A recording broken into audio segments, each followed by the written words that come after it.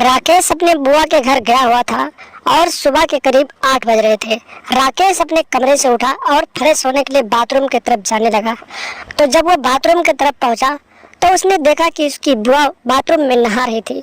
और इतना नज़ारा देखने के बाद राकेश वासना की आग में जलने लगा और बिना कुछ कहे वहां से चुपचाप वापस आ गया और फिर रात होने का इंतजार करने लगा। नमस्कार दोस्तों, स्वागत है आप सभी का हमारे एएसएन क्राइम अफेयर चैनल में।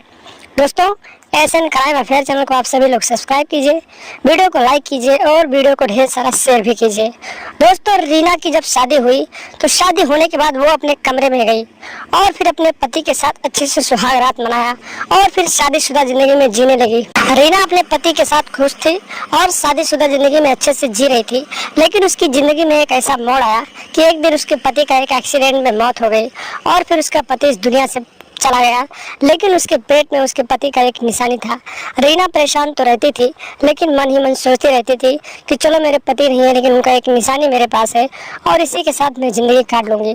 और समय बीतते जा रहे थे। एक दिन की बात है, रीना का भतीजा राकेश किसी काम की अवस्था से अपनी बुआ के घर गया हुआ था।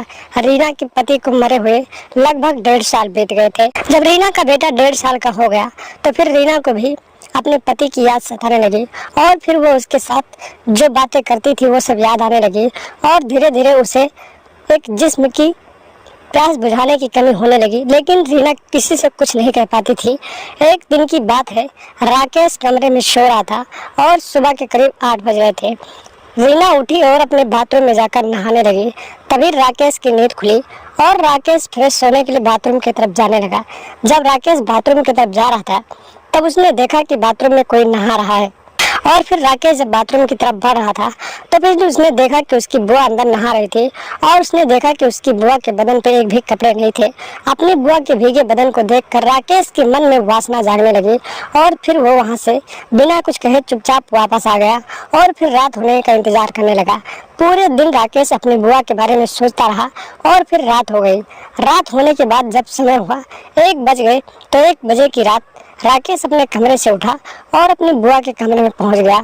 उसकी बुआ रीना अपने बेटे के साथ लेटी थी और फिर वहां पर जाकर राकेश अपनी बुआ के बिस्तर पर लेट गया और उसके बेड पर लेटने के बाद उससे प्यार करने लगा।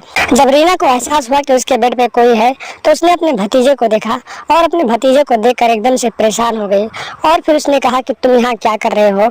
तो राकेश ने कहा, बुआ तुम्हें देखने के बाद मुझे तुमसे प्यार करने का मन किया और फिर मैं तुम्हारे पास आ गया। और फिर इतनी बात सुनने के बाद रीना भी काम वासना में चल रही थी तो फिर उसने अपने भतीजे का साथ दिया और फिर रीना अपने भतीजे को अपने बाहों में भर ली और फिर दोनों प्यार करने लगे और धीरे धीरे समय बीतते गए और इन दोनों के रिश्ते शर्मसार होने लगे। और फिर करीब 9 महीने के बाद एक बार फिर से रीना प्रेग्नेंट हो गई और जब रीना प्रेग्नेंट हुई तो उसने अपने भतीजे से कहा कि मैं प्रेग्नेंट हो गई। जब उसने अपने भतीजे को बताया तो राकेश ने कहा तुम झूठ बोल रही हो। उसके बाद रीना ने सब कुछ बताया तो राकेश बोला कि इस बच्चे को गिरा दो, लेकिन रीना बोली कि तुमने तो कहा था कि कुछ भी होगा तो देख लेंगे, तो फिर आखिर ऐसा क्या कर रहे हो, चलो हम शादी कर लेते हैं। जब इतनी बात रीना ने अपने भतीजे से कहा तो राकेश इस बात को मानने को तैयार नहीं हुआ। तो उसके बाद रीना ने पुलिस थाने में जाकर अपने भतीजे के खिलाफ रिपोर्ट दर्ज करवा दिया और फिर पुलिस ने राकेश को बुलाया और फिर राकेश दबाव में आकर अपनी विधवा बुआ के साथ शादी कर लिया। और फिर शादी करने के बाद ये दोनों अच्छे से अपनी जिंदगी में रहने लगे। तो दोस्तों, सावधान रहे, सतर्क रहे, क्योंकि इस तरह के लोग आप सबके भी आसपास होंगे। उनसे सावधान रहे, दूरी बनाकर रखें और लगातार चैनल के साथ बने रहें, हमारे वीडियो को देखते रहें। और अगर चैनल पर नए हैं तो सब्सक्राइब करें और हमेशा देखते रहें एएसएन क्राइम अफेयर।